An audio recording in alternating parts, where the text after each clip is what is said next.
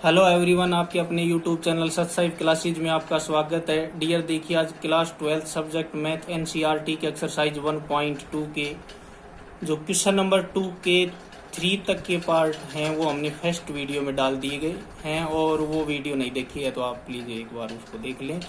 Question number 2, 3, 4 और 5 तक के क्वेश्चन हम इसमें सोल्व करेंगे। तो आप देखिए, फोर्थ पार्ट है इसका। एफ जो फंक्शन है वो n to n यानी नेचुरल नंबर का फंक्शन है, और F x is equal to है एक्स की क्यूब। तो कुछ भी आप यहाँ पे पुट करेंगे, जैसे 1, 2, 3 नेचुरल नंबर, तो एक वैल्यू यहाँ पे नेचुरल नंबर पुट करेंगे आप डोमेन में, तो आपको को डोमेन में उसकी रेंज मिल जाएगी। यानी f x is equal to f y, x की cube is equal to x y, यानी x is equal to Y, यानी एक वैल्यू आपको मिल जाएंगी। तो ये फंक्शन क्या हो जाएगा?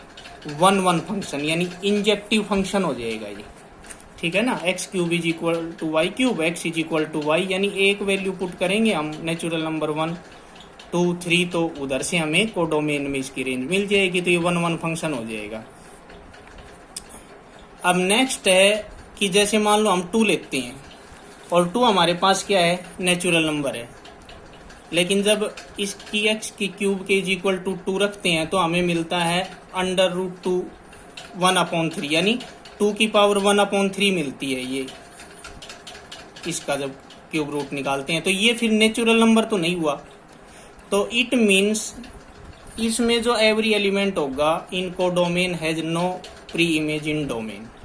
तो सभी की नहीं बनेगी इसके अंदर, और क्योंकि n to n है, लेकिन ये n to n तो नहीं हो रहा ना, 2 की पावर 1/3 हो गई फ्रैक्शन में, तो इसलिए ये क्या हो गया? Not surjective function. नेक्स्ट है इसका 5th part. z to z F x is equal to X की क्यूब।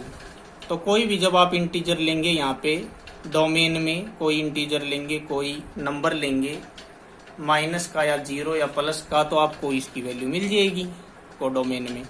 तो ये क्या हो जाएगा? फंक्शन इंजेक्टिव हो जाएगा। अब जैसे मान लो हम 2 ही लेते हैं, आप ये कोई जरूरी नहीं कि आप 2 ले, और कोई डिजिट लेके देख सकते हैं कि अगर आप 2 लेते हैं तो फिर वही बात हुई, यानी 2 की पावर फिर ये रेशियो में 1/3 फ्रैक्शन में आ गई। तो ये फिर नहीं हुआ ना इंटीजर तो नहीं हुआ ये, तो फंक्शन इज नॉट सर्जेक्टिव, यानी ये ऑन टू फंक्शन नहीं है। 1 मीन्स इंजेक्टिव और ऑन टू मीन्स सर्जेक्टिव। अब जो नेक्स्ट है क्वेश्चन नंबर 3, तो ये क्वेश्चन नंबर 3 देखिए, यहाँ पे ये है 3, इस पे प्रिंट नहीं है, ये मिस प्रिंट हो रहा है क्या कुछ।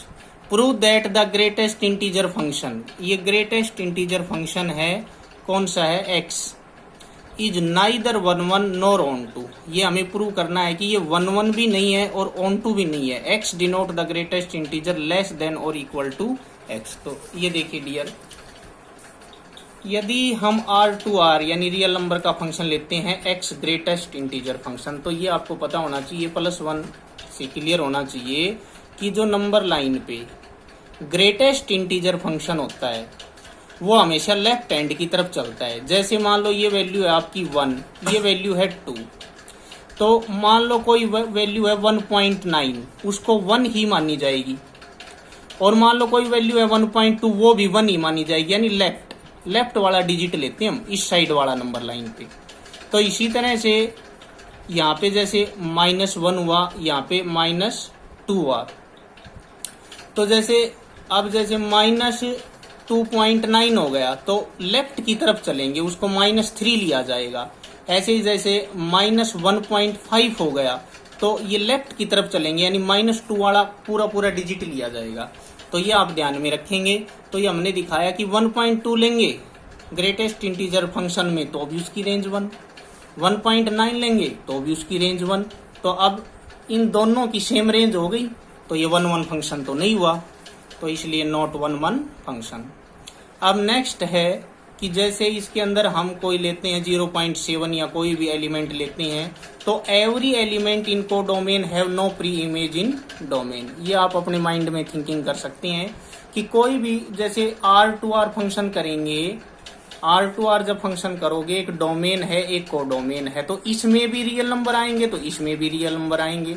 तो इधर से जो रियल नंबर जो भी आएंगे तो उनकी सभी में इसमें प्री इमेज बननी चाहिए, लेकिन आपको पता है 0.7 है, वो भी 7 वो 0 की तरफ जाएगा, 0.2 है वो भी 0 की तरफ चला जाएगा, ठीक है ना। तो इसमें कुछ सभी की प्री इमेज नहीं बन पाएगी। तो ये ग्रेटेस्ट इंटीजर फंक्शन न ही तो 1 1 होगा और न ही ये ऑन टू होगा, ठीक है। तो greatest integer function is neither 1 1 nor onto. Next देखिए क्वेश्चन नंबर 4। नंबर 4 क्वेश्चन हमारे पास ये देखिए, show that the modulus function. अब हम मॉडुलस फंक्शन ये देखते हैं, is neither 1 1 nor onto X is positive और 0 और माइनस एक्स इज नेगेटिव। यानी एक बार जब माइनस एक्स लें और एक बार प्लस एक्स, यानी एक बार पॉजिटिव लें एक बार नेगेटिव लें, तो न तो ये 1 1 हो और न ही ये ऑन टू हो।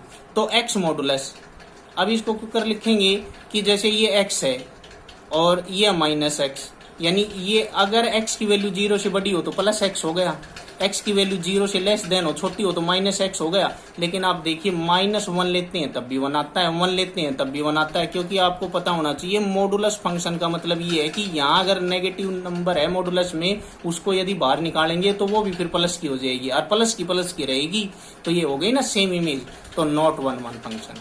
इसी तरह से जो -1 लेते हैं तो कुछ एलिमेंट्स ऐसे होंगे कोडोमेन के अंदर जिनकी कोई प्री इमेज नहीं बनेगी, ठीक है, वो वैसे ही रह जाएंगे माइनस वाले, क्योंकि उनकी तो प्लस किया जाएगी सभी की प्री इमेज उधर। तो इसलिए ये कौन सा फंक्शन होगा, ऑन टू भी नहीं होगा।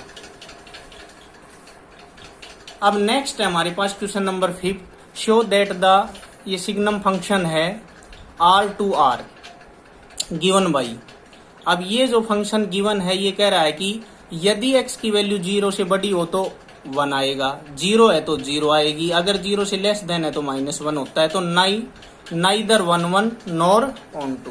तो ये देख लीजिए ये सिग्नम फंक्शन में क्या होगा कि अगर ये x की वैल्यू हम लेते हैं, जैसे मान लो 1 लेते हैं तो हमारे पास क्या आ गया, 1 आ गया। तो 2 लेते हैं तो भी हमारे पास क्या आ गया, 1। क्यों, ये कह रहा है कि अगर x की वैल्यू 0 से ग्रेटर हो तो उसको 1 ही आएगा, उसकी 1 ये दे रखा है इसने, 1 ही बनेगी उसकी रेंज। तो इसलिए अगर x की वैल्यू 1 लो, 2 लो, 3 लो, 4 लो, 0 से बड़ी कुछ भी लो, सभी की 1 मिलेगी। तो ये 1 1 तो होगा ही नहीं। अब नेक्स्ट है हमारे पास कि f(x) टेक्स ओनली 3 वैल्यूज, क्योंकि हमारे पास आपको पता है 1 0 और -1, ये 1 0 और -1 यही वैल्यू है, इनके अलावा तो हम कोई ले ही नहीं सकते, चाहे 0 से बड़ा हो, चाहे 0 हो, चाहे 0 से छोटे हो। तो इनकी सभी की मतलब को डोमेन के अंदर प्री इमेज नहीं होगी डोमेन में। तो every element f is not onto, hence signum function is neither 1 1 nor onto function. Thanks dear.